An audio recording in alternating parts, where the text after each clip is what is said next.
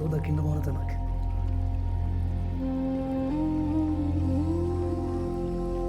මම කියන මේ ආගරික ප්‍රදේශයක මේ වගේ විහාරස්ථානයක් තියෙනවා කියලා දැක්කම මේ පුදුම හිතෙනවා.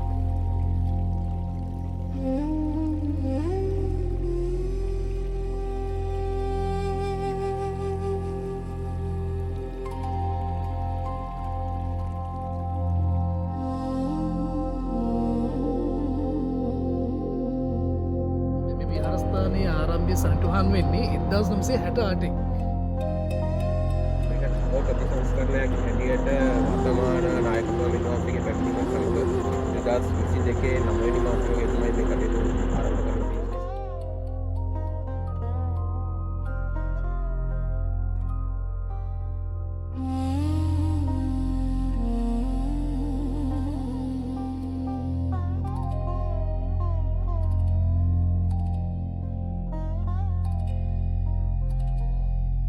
ඒක ඇත්තටම ලොකු ආශ්චර්යයක්.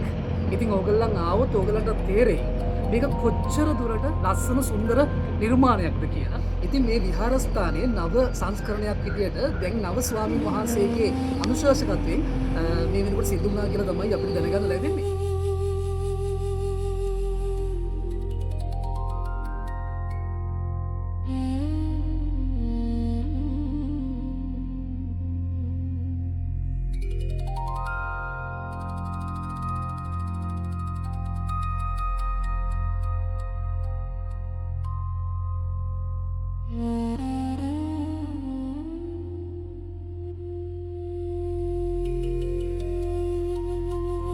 විහාරස්ථානයක් ලෙස මේ ඉඩම් ප්‍රමාණය රජයේ සතු ඉඩම් ප්‍රමාණය විහාරස්ථානයේ විතර පූජා කර තින්නේ ලංකාවේ 5 වෙනි විධායක ජනාධිපති අතිගරු මහින්ද රාජපක්ෂ මහත්මයා විසින්. ඒ වගේම මේ විහාරස්ථානයට අයිති ඔප්පුවක් හැටියට විහාරස්ථානයේ විතර පවරලා දීලා තියෙන්නේ.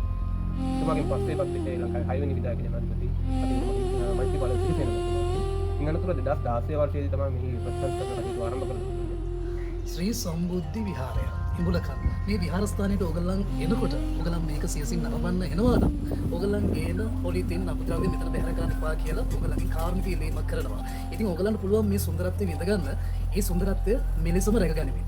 ඉතින් හැමෝටම ආරාධනා කරනවා මේ තැනට එන්න. ඇවිත් ඔබේ සියසින් මේවා දැක බලා ගන්න. හැබැයි මෙතනට ඕගොල්ලන් කියන කුණු අපද්‍රව්‍ය බැහැර කරන්න එපා කියලා. ඉතින් හැමෝටම ආයුබෝවන්.